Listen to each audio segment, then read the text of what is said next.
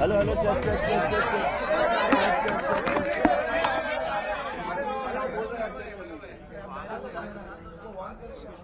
साथियों, आप सभी का स्वागत है। कल महाराष्ट्र के प्रतिपक्ष नेता, विरोधी पक्ष नेता सम्माननीय देवेंद्र फडणवीस जी ने कुछ मुझ पर आरोप लगाए थे और उसका कल ही मैंने खुलासा किया, लेकिन कुछ अधिक जानकारी मैं देना चाहता हूं। जो देवेंद्र जी ने कहा कि आपके मंत्री रहते हुए सलीम पटेल के बारे में आपको जानकारी थी कि नहीं। 2005 में मैं मंत्री पद पे नहीं था। एक आर पाटिल जी के साथ उनकी वीडियो वायरल हुई थी, ये सवाल आपने खड़ा किया। हमने मुनीरा से संपत्ति लेने के बाद सलीम पटेल की वो वीडियो वायरल हुई थी और सलीम पटेल ने उन सारे अखबार और चैनलों पे जिन लोगों ने दाऊद से उसका कनेक्शन बताया था उन पर डिफेमेशन सूट फाइल किया था। और 5 महीने पहले मैंने जानकारी ली, सलीम पटेल का देहांत हो गया और सलीम पटेल ये मुनीरा का पावर ऑफ अटर्नी था।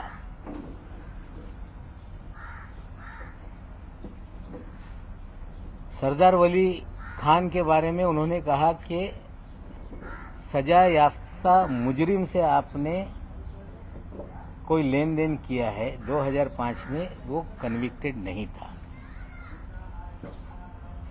जो वॉचमैन वहां पे था उनका लड़का था। 300 मीटर पे 7/12 पे उसने अपना नाम चढ़ा लिया था रेक्टिफिकेशन करने के लिए कोई कागज, वो हमने उनको पैसा दिया था, ये सच्चाई है। लेकिन देवेंद्र जी ने हमें जो लड़ाई में लड़ रहा था या लड़ रहा हूं,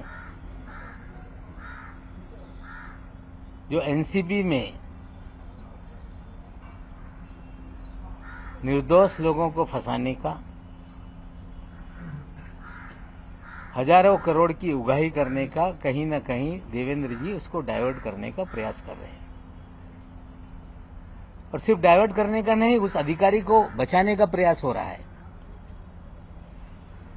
क्योंकि देवेंद्र जी के उस अधिकारी के पुराने संबंध हैं। 2008 में कोई अधिकारी नौकरी पे आता है और 14 साल से मुंबई शहर छोड़ता नहीं, इसके पीछे क्या राज है? देवेंद्र जी औरों को कह रहे हैं कि अंडरवर्ल्ड कलेक्शन के लोग हैं ये, लेकिन देवेंद्र जी हम आपसे पूछना चाहते हैं कि सारे अंडरवर्ल्ड के लोग, जो अंडरवर्ल्ड कनेक्टेड लोग हैं, जो बड़े बड़े क्रिमिनल हैं, आपने मुख्यमंत्री रहते हुए उन्हें सभी लोगों को जो सरकारी कमीशन है, सरकारी बोर्ड है, उसका अध्यक्ष क्यों बनाया? मुन्ना यादव नाम का एक व्यक्ति जो नागपुर का कुख्यात गुंडा है, जिसपे हत्या से लेके सभी तरह के मामले दर्ज हैं, जो आपका राजनीतिक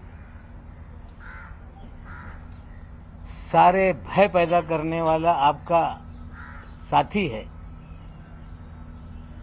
उस मुन्ना यादव को आपने कंस्ट्रक्शन वर्कर बोर्ड का अध्यक्ष बनाया था कि नहीं? क्या आपकी गंगा में मुन्ना यादव नहा के पवित्र हो गया था? आपने हैदर आजम नाम के एक आपके नेता को मौलाना आजाद फाइनेंस कॉरपोरेशन का अध्यक्ष बनाया था कि नहीं? क्या हैदर आजम बांग्लादेश के लोगों को मुंबई में बसाने का काम नहीं करता है? क्या हैदर आजम की दूसरी पत्नी जो बांग्लादेशी है, जिसकी जांच मलाड पुलिस स्टेशन ने शुरू की। 24 परगना पुलिस थाने में कागज भेजे गए।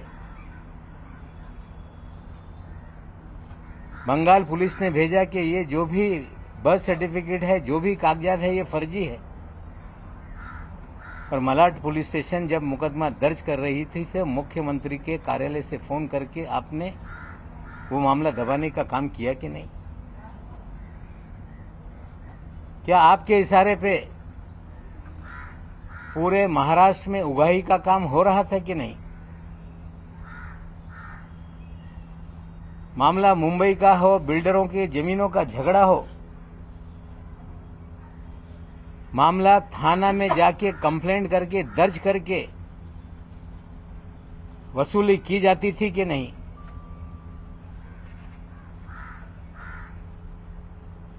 जमीन मालिकों को पकड़ के लाते थे और सारी जमीनें अपने नाम पे लिखा ली जाती थी, ये सच है कि नहीं? क्या आपके कार्यकाल में विदेश से लोगों को फोन आते थे, कुखायत गुंडे फोन करते थे और पुलिस वाले मामला सेटल कर देते थे कि नहीं? लेकिन सबसे गंभीर आरोप मैं लगा रहा हूं देवेंद्र जी आप पे कि जब 8 नवंबर 2016 को नोटबंदी हुई, मोदी जी ने कहा कि नोटबंदी इसलिए किया जा रहा है, आतंकवाद खत्म होगा, काला धन खत्म होगा। और एक बात मोदी जी ने कही थी कि बड़े पैमाने पे जाली नोट है, उसे खत्म करने के लिए हम नोटबंदी का काम कर रहे हैं। जब नोटबंदी हो गई, पूरे देश में जाली नोट, चाहे पंजाब हो, 2000 के 500 के जाली नोट पकड़े जाने लगे। मध्य प्रदेश में जाली नोट पकड़े जाने लगे, तमिलनाडु में जाली नोट पकड़े जाने लगे।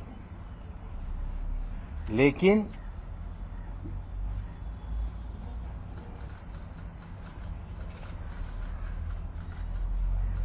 आठ अक्टूबर 2017 तक, लगभग 1 साल तक महाराष्ट्र में जाली नोट का एक भी मामला सामने नहीं आया, क्योंकि देवेंद्र जी के प्रोटेक्शन में जाली नोट का खेल इस महाराष्ट्र में चल रहा था।